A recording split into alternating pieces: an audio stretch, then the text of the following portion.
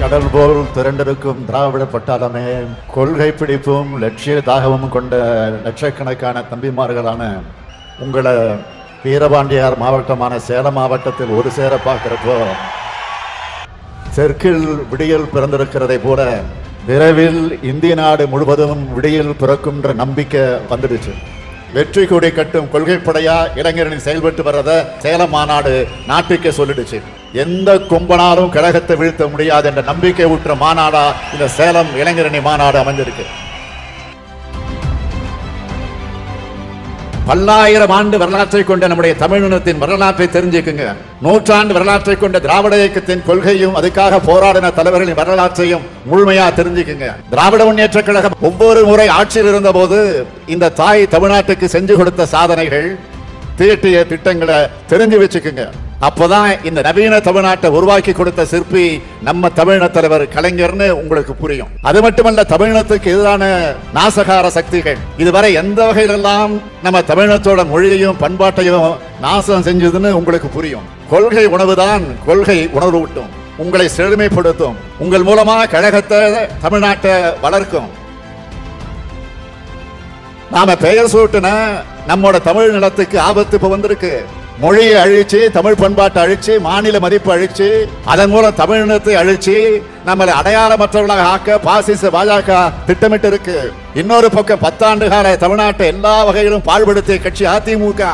அவங்க அழிவு வீரர்கள் அனைத்தையும் மக்கள் மறந்திருப்பாங்கன்னு நினைக்கிறாரு பழனிசாமி. இப்ப அவங்க ஆடுற உள்ளே வெளியே ஆட்டம் பாஜக போட்டு கொடுத்த நாடகம். பழனிசாமியோட பகல் விஷயத்தை அதிமுக தொண்டர்களே நம்ப தயாராக இல்லை. பாஜக அதிமுக இவங்க 2 பேரோட படுபாதக செயல்களை தடுக்கிறது தான் நம் முன்னால இருக்கக்கூடிய முக்கிய கடமை.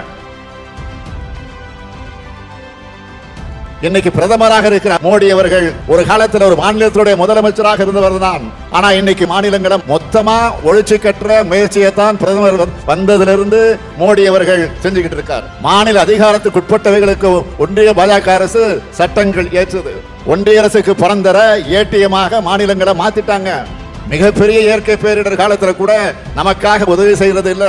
இவங்க என்ன நினைக்கிறாங்கன்னா, சும்மா திருக்குறளை சொன்னா போதும், பொங்கலை கொண்டாடினா போதும், அயோத்தியில கோயில் கட்டினா போதும், தமிழ்நாட்டு மக்கள் ஓட்டு போடுவாங்கன்னு ஏமாத்த நினைக்கிறாங்க. அவங்க நம்மளை இன்னும் புரிஞ்சுக்கல. இது பெரியார் மண், பேரறிஞர் அண்ணாவின் மண், தலைவர் கலைஞரின் மண்.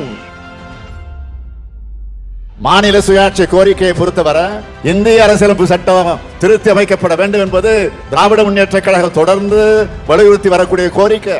மாநிலங்களுக்கு போதுமான அதிகாரங்களை வழங்கிட்டு நாட்டின் ஒருமைப்பாட்டையும் ஒற்றுமையையும் பாதுகாக்கிறதுக்கு எவ்வளவு அதிகாரங்கள் தேவையோ அது மட்டும் ஒன்றிய அரசு வச்சுக்கிட்டா போதும். மாநிலத்தில் சுயாட்சி, மத்தியில் கூட்டாட்சிங்கிறது கலைஞர் நமக்கு கற்றுக் கொடுத்த முழக்கம்.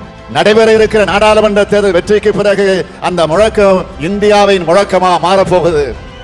திமுக அரசை மட்டும் மனசில் வச்சுக்கிட்டு மாநில உரிமைகள் நான் சொல்லல. மாநிலங்களை ஆளக்கூடிய காங்கிரஸ், கம்யூனிஸ்ட், திரிணாமுல் காங்கிரஸ், சமாஜ்வாதி, ராஷ்டிரிய ஜனதா தளம்னு எந்த கட்சியாக இருந்தாலும், ஏன் பாஜக ஆட்சி செய்யற மாநிலங்களுக்கும் மாநில சுயாட்சி வேணும்னு தான் எல்லா மாநிலங்களுக்குமான உரிமையை நாங்க கேட்கிறோம்.